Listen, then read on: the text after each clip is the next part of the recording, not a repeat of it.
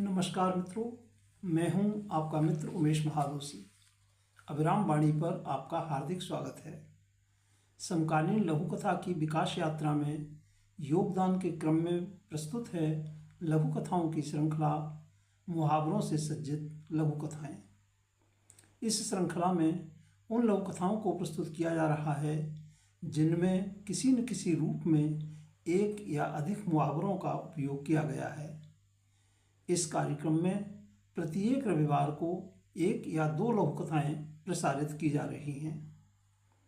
नई पीढ़ी की लघु कथाएं कार्यक्रम के स्थान पर मुहावरों से सज्जित लघु कथाएं कार्यक्रम अगली सूचना तक जारी रहेगा। यद्यपि इस श्रृंखला का प्रमुख उद्देश्य लघु कथा साहित्य में कहावतों और मुहावरों के उपयोग को रेखांकित एवं प्रोत्साहित करना है, तथापि हमारा प्रयास है कि मुहावरों से सज्जित लघु कथाएं सामान्य लघु कथा की विशिष्टताओं से संपन्न होने के साथ सामान्य पाठक की समझ एवं पसंद भी बन सकें। तो प्रस्तुत है मुहावरों से सज्जित लघु कथाएं कार्यक्रम की आज की प्रस्तुति। आज की प्रस्तुति में शामिल हैं दो लघु कथाएं। श्री लक्ष्मी नारायण अग्रवाल जी की मूंछ का ताव और सुश्री एस प्रेरणा जी की लघु कथा कर्मों का फल। दोनों लघु कथाओं का वाचन उमेश महादोशी यानी मेरे द्वारा किया जा रहा है। ये लघु कथाएं मुहावरों से सज्जित लघु कथाओं के संकलन काम जो आवे कामरी में शामिल हैं। तो पहले प्रस्तुत है श्री लक्ष्मी नारायण अग्रवाल जी की लघु कथा मूंछ का ताव। क्या हुआ गोवर्धन, जमीन गिरवी क्यों रख रहे हो?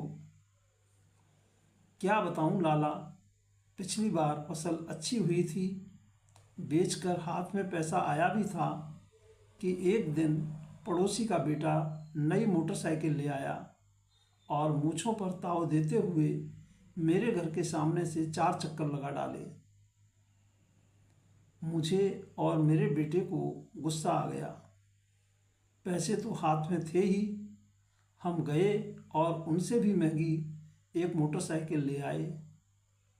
बचे हुए पैसे बीज और खाद में लग गए, लेकिन इस बार सूखा पड़ जाने से अगली फसल के लिए पैसे नहीं हैं। पहली बार बेटी पेट से है, उसकी ससुराल भी तो कुछ भेजना पड़ेगा, तो मोटरसाइकिल बेच दो। लड़का बेचने नहीं देता। तुम उसके बाप हो या वो तुम्हारा? बहुत कोशिश की, मानता ही नहीं, उसी के नाम पर जो है। तो भाई गोवर्धन, इसका मतलब तो ये हुआ कि पड़ोसी अगर कार ले आए और तेरे घर में किसी के पैसे रखे हैं तो तुम कार ले आओगे। हाँ लाला, गलती तो हुई है। अच्छा ये बता, तेरी ज़मीन कितनी है? 3 एकड़। और पड़ोसी की 30।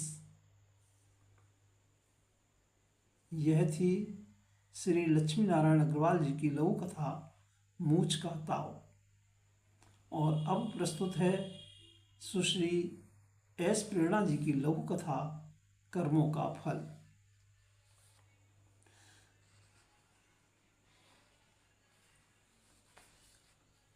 अनुजा अनुजा, अंदर के कमरे से कराहती हुई आवाज़ आ रही थी। बहुत हो गया, अब तो मुझसे नहीं संभलता कुछ भी। अभी भी मेरा ही नाम पुकार रही है। पता नहीं मुझे कौन से कर्मों का फल मिल रहा है। अनुजा ने बड़बड़ाते हुए ऊंची आवाज़ में जवाब दिया, हाँ अभी आई। पास के सोफे में बैठे अनिकेत अपनी पत्नी की परेशानियों को समझ रहे थे, फिर भी मौन साधे बैठे थे। कुछ ही देर में अनुजा अंदर से आई और अनिकेत से कहा, सुनो जी, अभी मैं अम्मा जी के पास से होकर आ रही हूँ।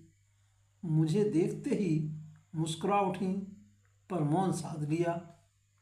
लेकिन उनकी आंखों से गिरते आंसुओं ने मानो अपनी पीड़ा उजागर कर दी।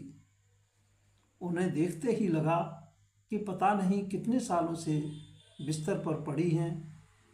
ऊपर वाला भी उन्हें न जाने किन कर्मों की सज़ा दे रहा है। कुछ देर पहले जब उन्होंने मुझे आवाज़ दी थी तो मैं खींच उठी थी, पर अब मेरी आंखें खुल गई हैं। पता नहीं मेरा यही कर्म किस रूप में मेरे पास लौट कर आए। कहते हुए अनुजा घर मंदिर में अपने व्यवहार की क्षमा याचना करने चली गई। सुश्री एस प्रेरणा जी की इस लघु कथा कर्मों का फल के साथ हम लेते हैं आपसे विदा। आगामी रविवार को फिर मिलेंगे। मुहावरों से सज्जित लघु कथाएँ कार्यक्रम की श्रृंखला को आगे बढ़ाने के लिए आप अपनी नियमित योजनाओं में सफल हों, जीवन में भरपूर ऊर्जा और उत्साह से आनंदित रहें। हार्दिक शुभकामनाएं। नमस्कार मित्रों।